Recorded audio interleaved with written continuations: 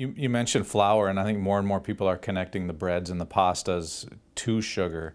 How does the body react when you take in the flour products versus just a sugar product? Good question, because it turns out a slice of whole wheat bread has a quicker glucose load than a tablespoon of sugar.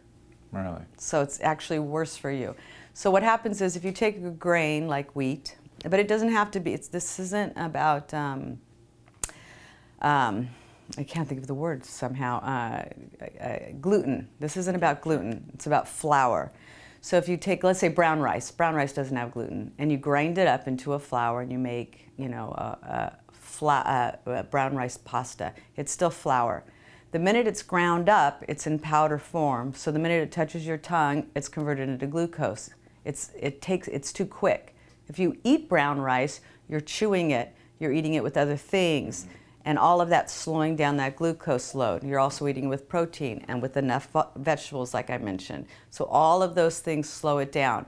Flour is just, because it's in powder form, it touches your tongue, it turns into glucose, and it's an immediate glucose load, which goes through that process again. Are there healthier alternatives? You mentioned brown rice a little bit, but you know, a lot of people are switching to the brown rices, the quinoas, the things like that to add into their diet instead. Right, right. Those are all great foods, but not in pasta form, not in flour form.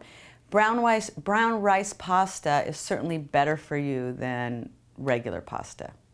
You know, if you're not addicted, if you're not giving it up, if you're going to give it to your kids, it's a better alternative because it has more nutrients. But in terms of the glucose load, and in terms of the insulin problem, in terms of the visceral fat, it's the same. So it's not a better alternative. Better alternative is a cup of brown rice, or a cup of quinoa, or a baked potato even.